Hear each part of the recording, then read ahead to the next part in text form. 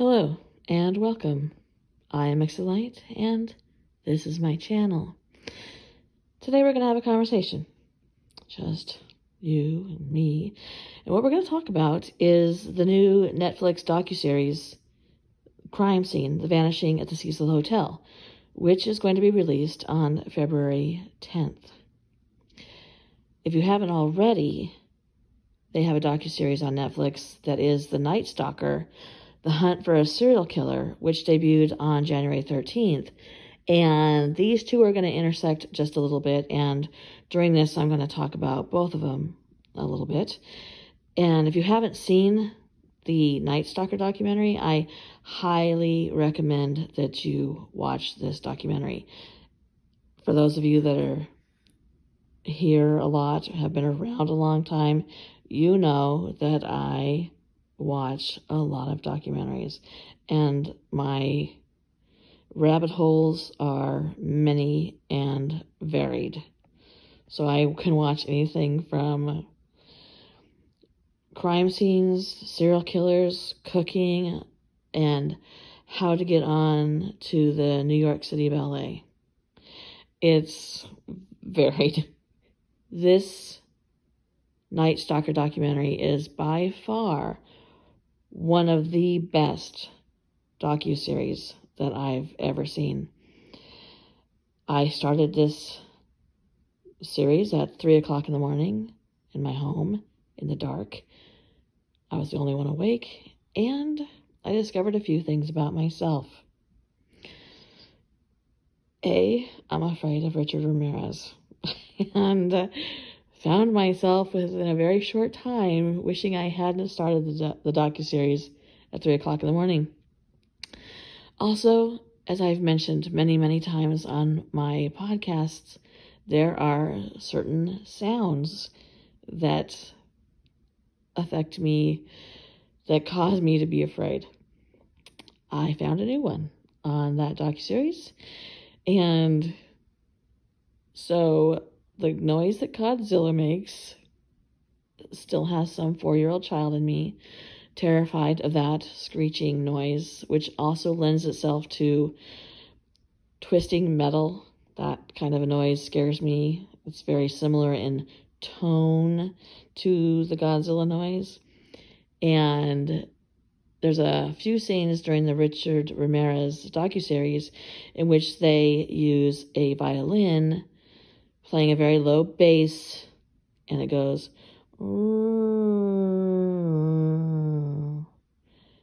and Exolite figured out that she does not enjoy a violin played at a screeching bass level during scary points in anything, basically. So, like I said, I highly recommend that. Now, what we're going to be talking about as well is, like I said, the crime scene, The Vanishing at the Cecil Hotel, which is centered mostly on the bizarre 2013 death of a Canadian tourist. And if you're here, if you watch other true crime videos, if you are interested in the paranormal, you have probably seen this video of this woman dozens of times. And her name is Elisa Lam. Coincidentally, Richard Ramirez lived in the Cecil Hotel. And the same floor that Elisa Lam was seen on in all those videos happened to be the same floor that Richard Ramirez lived on. Now, no, their paths did not cross. Richard Ramirez came many, many years earlier. But it is an interesting coincidence. In the preview for the Cecil Hotel, someone who used to work at the front desk is interviewed, and she says that they basically just let everybody come and go and do whatever they wanted. It was a free-for-all. And Richard Ramirez would enter the hotel after he had murdered somebody covered in blood, and nobody would ask a question. Nobody would stop him. Nobody would think twice about it. So imagine if that wasn't causing a stir, the kinds of incidents that were also going on at the Cecil Hotel. For those of you who do not know, the Cecil Hotel was also the starring feature in American Horror Stories Hotel. That hotel was called the Cortez. But if you've seen American Horror Stories Hotel, you've seen the inside of the Cecil Hotel, which is staggeringly beautiful. Velvet and gold and a massive staircase towards the back of the entrance of the hotel. And my heart skips a beat seeing that staircase. When I was a small child, I loved nothing more than to run up a staircase and walk down it, pretending that I was wearing a long dress and a long flowing cape and was something in between a princess and a vampire. Because don't most little girls think that way? Maybe not. Ironically, my youngest daughter also loved a good staircase so that she could come down that exact same way, never knowing that I too had been that little girl. Like I said, though Lam and Ramirez's timelines never overlap, their steps do.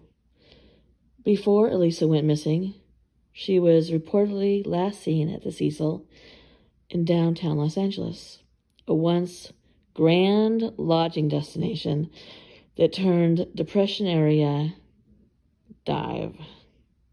It was home to the kind of gruesome deaths that land it on the city's current ghost tours. And the place where Richard Ramirez would come home to sleep off his latest killing. The vanishing at the Cecil Hotel has got its work cut out for it to measure up to the Richard Ramirez documentary, which really focuses on the police work of catching Richard Ramirez. The case of Elisa Lam is one of the more sensationalized and scrutinized cases in modern history. It was plagued by theories such as the reason she died, bizarre reasons as to why she died, the circumstances alone, that the 21-year-old woman, who was a college student, traveled all by herself down to the West Coast to see the sights, only to vanish inside what is called the Murder Hotel. And it's a couple blocks off of Skid Row, which I want to tell you something. It seemed almost impossible to blame her demise on anything other than the evil forces said to be in that hotel. Elisa went missing on January 31st, 2013. Weeks of police searching rooms individually and the area with scent tracking dogs, as well as interviews with every guest, all the staff, turned up absolutely nothing. Then came the elevator footage. It was first posted on YouTube on February 13th, and it captured that day of her disappearance. It shows Elisa acting by turns disoriented, and then playful, and then distraught. You can feel her fear watching this video. It launched 1,000 internet sleuthers, web pages dedicated to solving crimes. They went in on this and analyzed the video piece by piece by piece for weeks, months. People still are. And numerous theories that the footage had been altered started to pop up as well. The initial clip has garnered more than 28 million views and became yet another roadblock in the case. According to news footage from that day, the police released it on YouTube with the hopes that someone might come forward with information about Elisa Lam, who was at that point still a missing person a month later. Instead, they had an avalanche of dead ends, false sightings, irrelevant clues from a swarm of amateur detectives, body language experts, and even med students sure that they had the right answer to this mystery. This new docuseries is going to, in detail, go through retracing every known detail about Lam's steps and interviewing historians, reporters, detectives, the coroner, hotel guests, staff, as well as some of those amateur sleuths. Elisa Lam struggled with depression and bipolar disorder.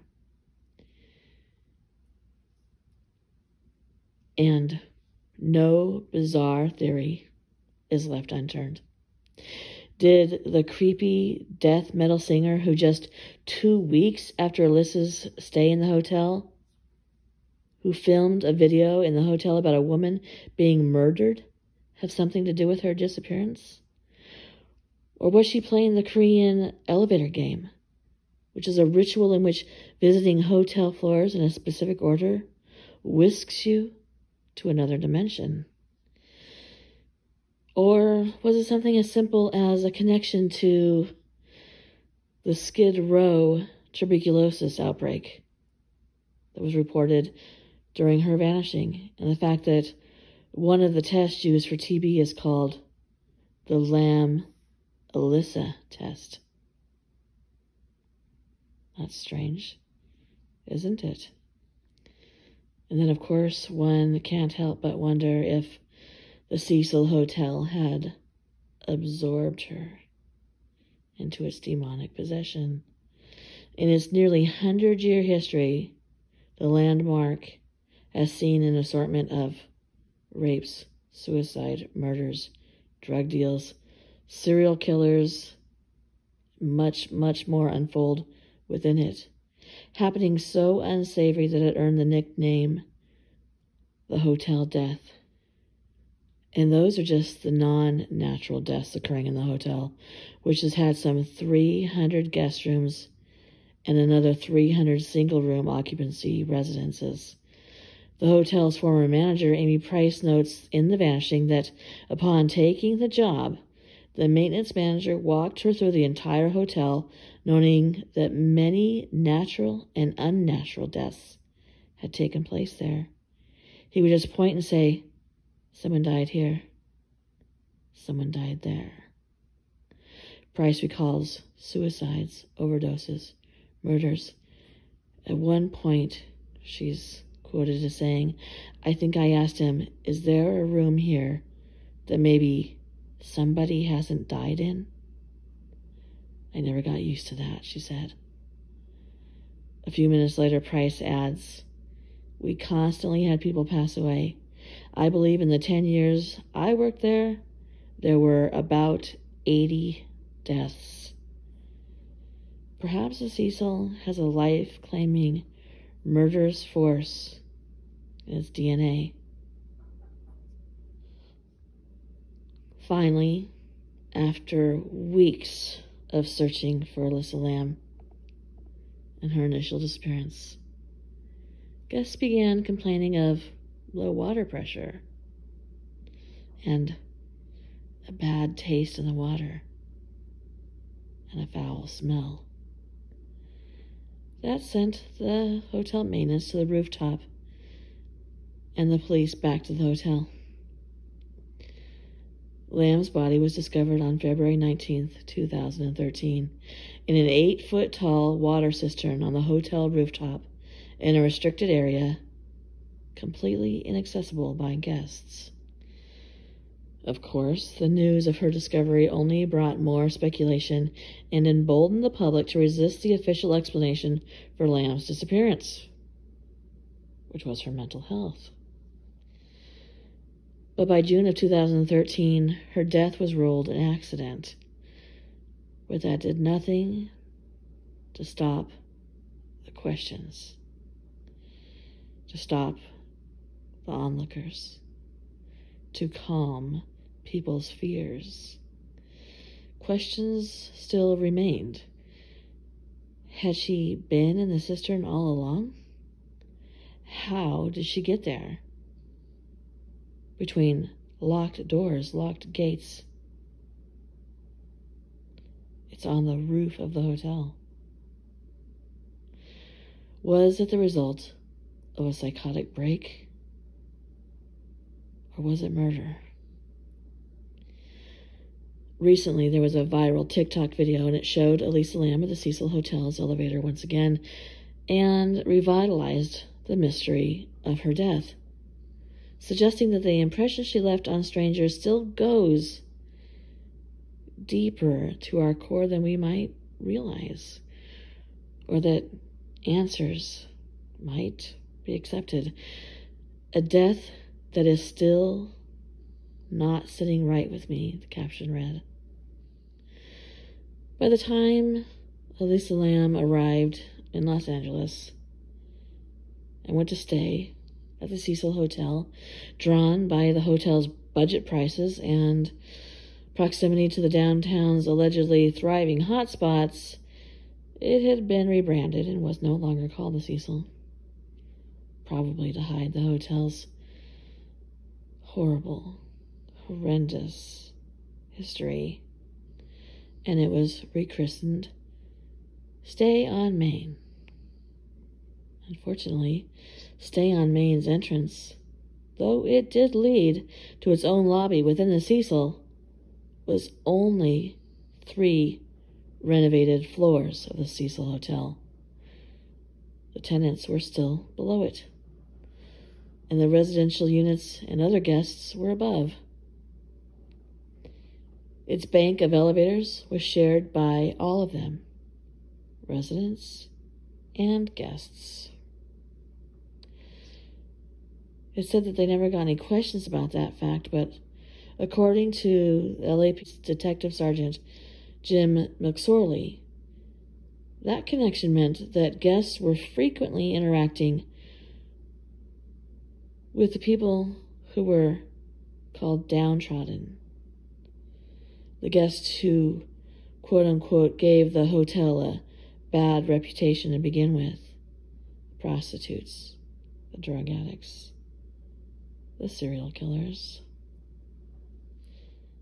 So let's say that you booked a hotel room at the Stay on Main, thinking, well, it is a lovely hotel. It's downtown. I can walk to clubs and whatnot.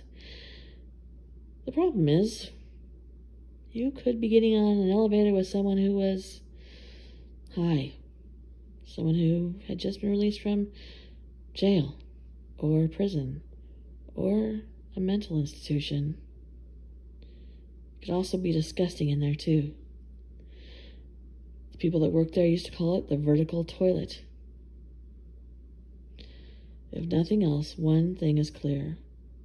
Lam had no business staying at a place like the Cecil Hotel, and most likely had no true understanding of what she was going to encounter on her stay.